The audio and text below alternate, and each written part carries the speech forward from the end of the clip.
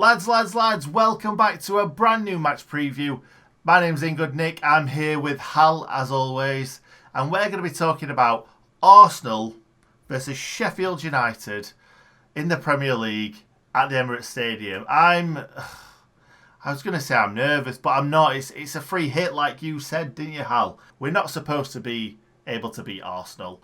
We've lost 3 games in a row. Let's just see what happens. I'm sick of saying to myself, every time we're up against it, we'll come back and win a game. I've said that a couple of times now, and I'm starting to doubt myself. So let's hope. It's the hope that kills you. I'm thinking the best that we can hope for is Blades nick it 1-0, probably on a set piece. So that's what I'm going to go for in terms of my kind of whole entire week-long way of thinking. Okay, you've just ruined the score prediction part.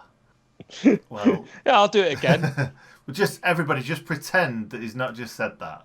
So the last game was a little bit upsetting. I don't think any of us really enjoyed it. I certainly didn't, because I've been having Leeds United fans giving me stick so much. It was my birthday yesterday. We're recording this kind of a few days before the Arsenal game. It was my birthday, and all I had was Leeds United fans giving me grief all day long. Had to turn the notifications off in the end. So, yeah. We played okay. I think we started off really slowly. I think we started off with zero confidence. Leeds United took the game to us. And then after a few bits of nice passage play, I thought we gained a lot of confidence. And we then started fizzing balls into the strikers, getting some shots away. I think we grew into the game. We got better and better. The second half, Leeds took it to us again, but we had 2 very, very good chances, one in either half. So we could have easily got something out of that game, if not win it. What do you think, Hal? All that mattered to me was I was watching that game, just me and my 5-year-old nephew, Theo. First time that just the two of us have watched a game together. So I was desperate for him to see a Blades victory because I'm trying so hard to convert him into a Sheffield United fan because he's being brought up by his dad and his granddad as a Manchester United fan.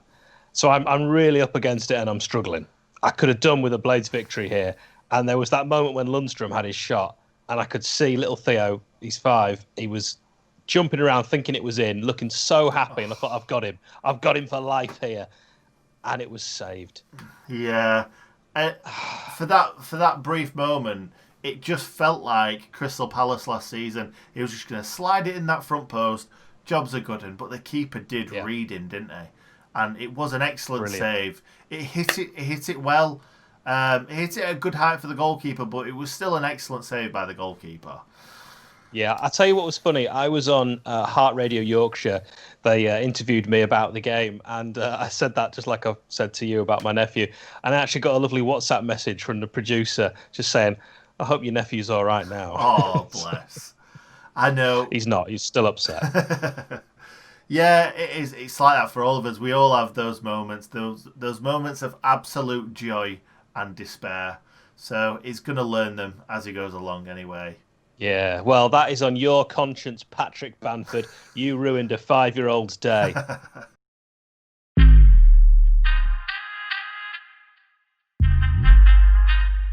So last time out, we played Arsenal at the Emirates. We drew 1-1, went 1-0 down, and John Fleck hit an absolute stupendous volley into the ground and then into the top corner past Leno.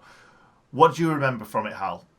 I remember being so impressed with the way that we played, thinking beforehand this will be a really tough game, although we were playing so well throughout the entirety of that spell. Last season, I was constantly being impressed with us. I remember Besic playing extremely well in that game when he was part of it. Ollie McBurney having good chances at the end. And right at the end, right till the very final whistle, I still thought we might nick this, and just never feeling that way in any of my previous trips to the Emirates. I've been to see United get absolutely hammered on more than one occasion at that stadium and seen us beaten at Highbury a few times as well. So it was just fantastic, and I thought a well-deserved result. Yeah, absolutely. I thought that too. To be honest, early on in the game, I remember writing something on Twitter, and I got absolutely hammered by quite a few people because I thought in the first half we were quite poor. We gave the ball away quite easily.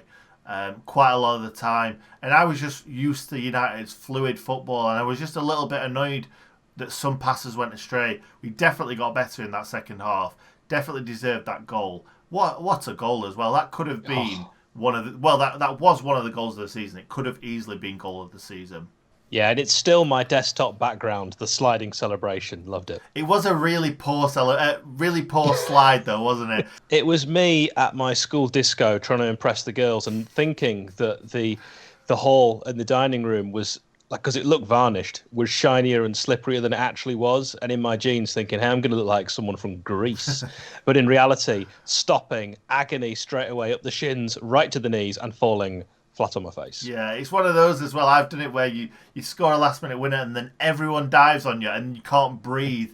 And it felt like that. It felt like John Fleck has gone for this really cool knee slide and then he's gone to ground and then everyone's just piled on top of him. Yeah, well, I mean, I've never had that. Just the embarrassing bit in front of girls. Well, I've only had it once, so yeah, I thought I'd mention it.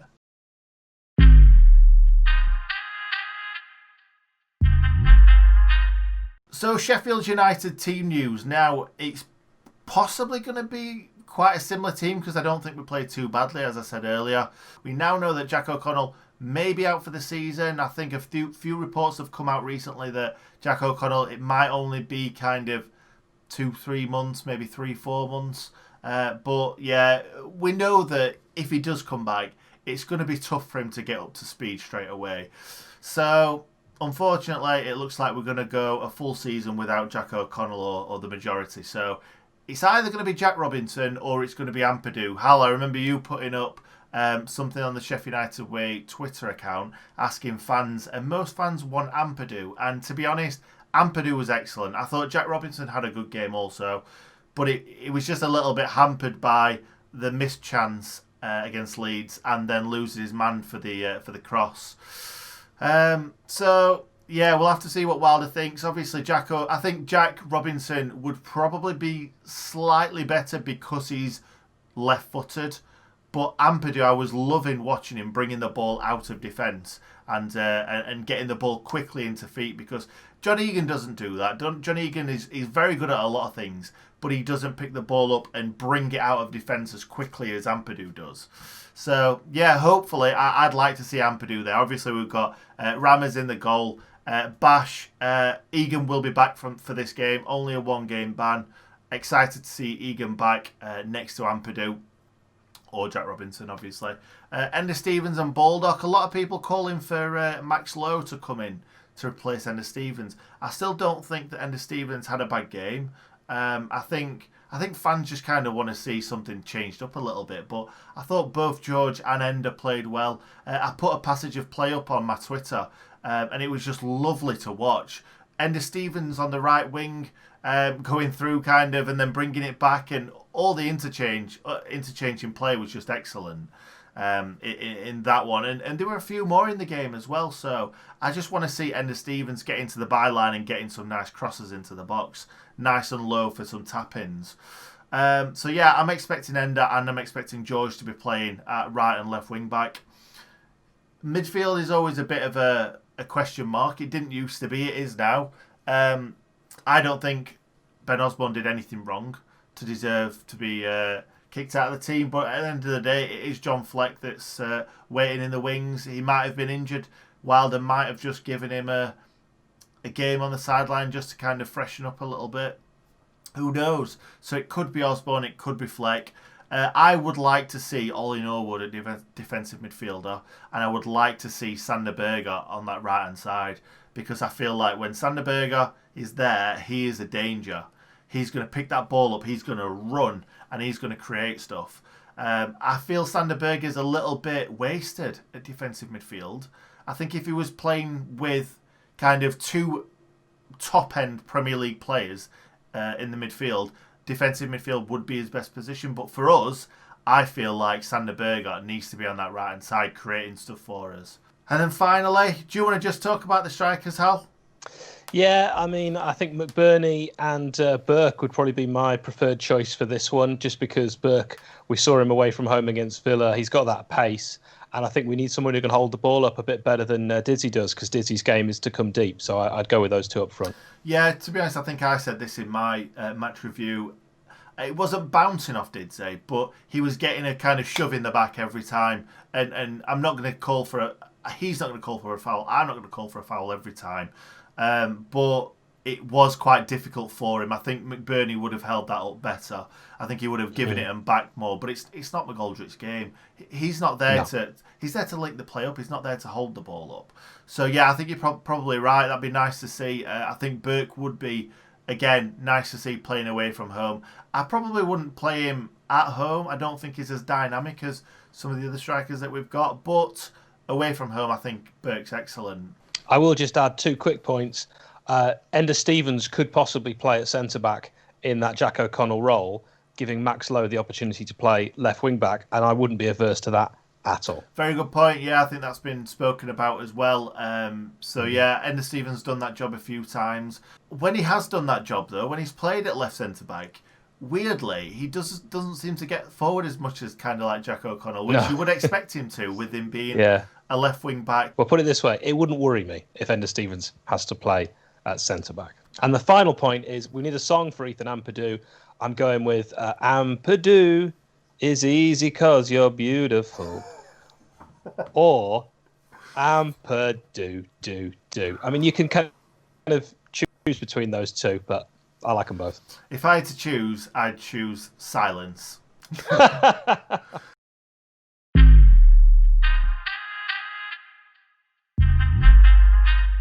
Now we're on to the Arsenal team, and Hal has some friends that are Arsenal fans, so he has been given quite a few little nuggets of gold, so sorry about that. I know you probably wanted everybody to think that you've just smashed your research, but... Yeah, I did. Yeah, I mean, my best man at my wedding is a Gooner, so I was going to say was a Gooner, he's still a Gooner, so that's why I put it like that. But yeah, Arsenal's most important signing, when you think of signings, is actually someone that's already been there. It's the summer they sorted out Aubameyang's contract, giving him that extension. So that's massive for the Gunners. Willian, they did actually sign. He's 32 years old. He's been poached from rivals Chelsea. He hasn't slowed down, even though he is 32. He can play a variety of positions. So that's a really important signing for Arsenal. Gabriel, the new defender from Lille, he's left-footed. That was the position, a left-footed defender, that Arteta was most keen on improving. So far, Gabriel has looked the real deal. So he's definitely someone that could cause the Blades a few problems trying to beat him and, of course, score that elusive first goal in the Premier League of the season. The Gunners are still in the market for a midfielder or two, notably Thomas Partey. Great name as well. I'd love to see him in the Premier League, of Atletico Madrid. He was formerly on loan at Real Mallorca. And I used to go and watch them quite a bit when I was out on holiday. So I've seen him play for Mallorca about 6 or 7 times. He's really, really good. And there's another player whose name I can't pronounce, Houssem Oura of Lyon. So the French guy. That's it, the French guy. Apparently 2 very different players in terms of their style, both priced around 45 to 50 million. So I'd imagine Arsenal are only going to get one of those 2, if either. Likely to line up with Leno in goal, Bellerin at right wing back, centre-back Rob Holding, David Luiz, hope he plays. Tierney, who is a left-back, going to probably play left centre-back, with Saka playing that left wing-back role. Then in the midfield, Xhaka, Ceballos. Up front, on that sort of right-hand side, Willian. On the left-hand side, Aubameyang, with Lacazette, that central striker.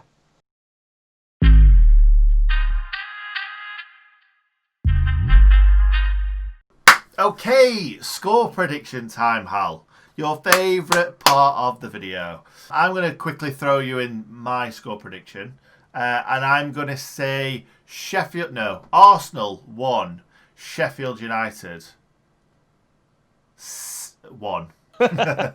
No, I'm going to go Sheffield United 1, Arsenal 1. Similar to last season. I'm hoping so anyway. Fingers crossed. Anything, a goal, a point, just something to get us on the board. Like, at the moment, there's 3 teams on 0 points. Let's hope by the end of the week we will at least have 1 point. Well, I've already given my prediction away at the very start of the video, still sticking with it. 1-0 to the Blades. We're going to nick it. I do think we'll be under the cosh for the majority of the game, but that's okay because it doesn't matter how you play. We played really well against Leeds. We've got nothing to show for it. So, let's just play badly and win. I'm perfectly happy with that. I'd obviously much rather that we absolutely schooled Arsenal and showed them the Sheffield United way with classic Wilder ball. But right now, as you say, we just need to get underway with some points on the board. Sander Berge, last minute. Happy days. That'd be nice. That would be really nice.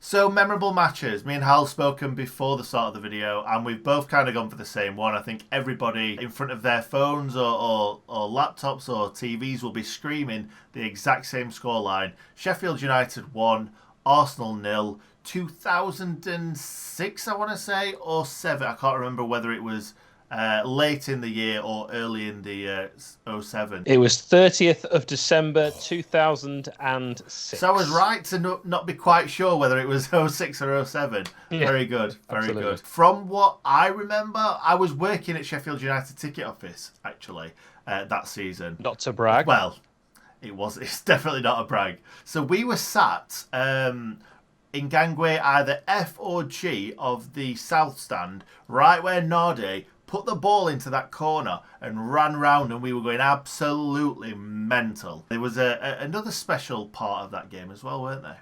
Big time, yeah. Not 41st minute, that's when Christian Nade scored, and I think we all thought, here we go, we found the next David Trezeguet. It didn't quite work out that way with Nade, but 32,000 were in attendance, beautiful downtown Bramall Lane for this late game, wasn't it? It was dark night, it was deep in the winter. I think it was a 5:15 kickoff, this one. And the incident you're referring to is, of course, Neil Warnock, famously, maybe superstitious or just a little stitious, never had a goalkeeper on the bench. So no substitute keeper. And Paddy Kenny went off with an injury on the hour mark. And that is when we had to throw Phil Jagielka. Remember him?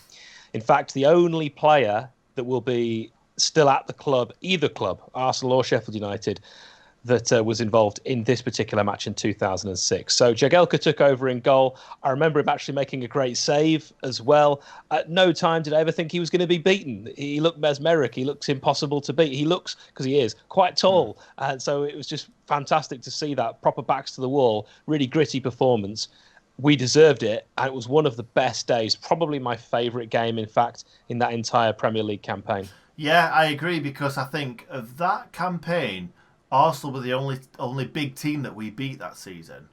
We went really close against Liverpool the first game of the season, Rob Hull's giving us the lead, and then Steven Gerrard falling over thin air to win a penalty. But yeah, it was an excellent feeling, and the fact that we beat him again last season, it was very similar. Night game, dark, 1-0. Frenchman, yeah.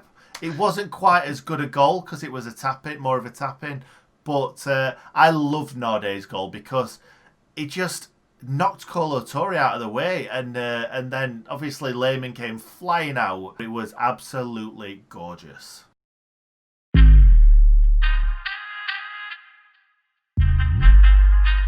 Okay, another difficult player connections video. It's either going to be a journeyman who's played a lot of games for a lot of clubs that have come to Bramall Lane, or it's going to be a young lad, because we're not really in the same league, or we haven't been in the same league as Arsenal for quite a while. So I was looking for the loan players, and I picked up one really lovely loan player that scored against Sheffield Wednesday. Fair enough, we didn't win that match, but we'll brush over that. Arturo Lupale. I can never say his first name. Arturo Lupale. That's my first one, Hal. What are you saying? I'll go with a player that was on loan in 1994, a defender who actually showed so much promise when he played for the Blades. I thought he was going to go on to be quite the star of the Premiership, Scott Marshall. Oh, yeah, Scott Marshall. I'm a big fan of Scott Marshall. Remember him really well. You don't remember him at all, do you? Not at all. The next one was a very, very young, up-and-coming goalkeeper for me. It seemed like he was going to be England's goalkeeper for a long time, I thought at the time. Never really reached those heights. Did well, played a lot of games for Ipswich, played quite a few games in the Premier League, actually. Played some games in the Championship. I don't remember him playing much for us.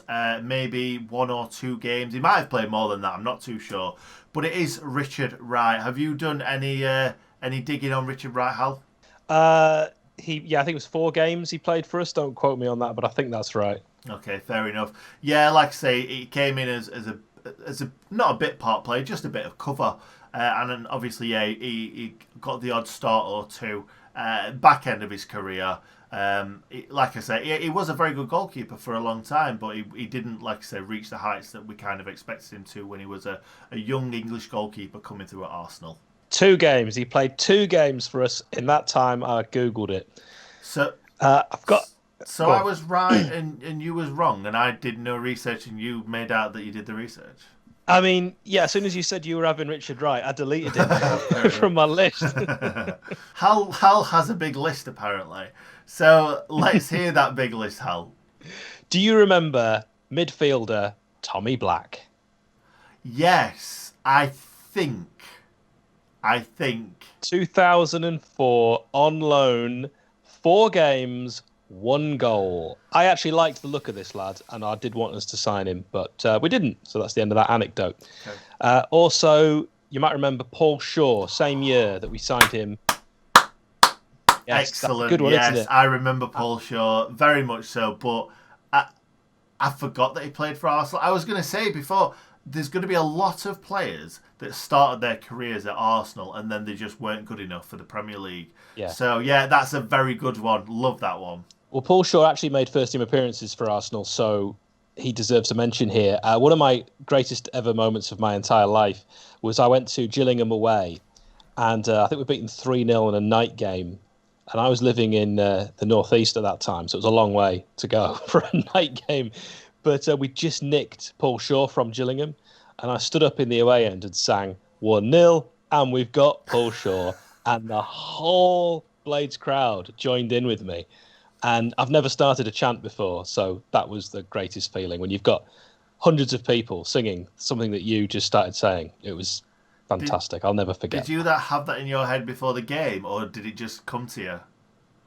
It came to me. I mean, it's not exactly the most difficult lyrics that I've ever put together to song, but it just came to me because we took the lead, and he was probably the best he's ever. He didn't actually score in that game. He didn't even play. We just signed him. I can't remember who did score, but I think I've got that right. Anyway, it was a long time ago.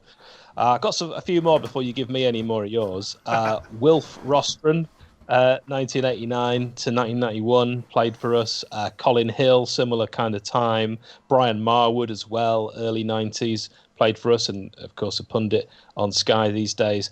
And then a few that I've had to look up from long before our time. John Matthews, 1978 to 82, and Colin Addison, 67 to 71. That's my lot.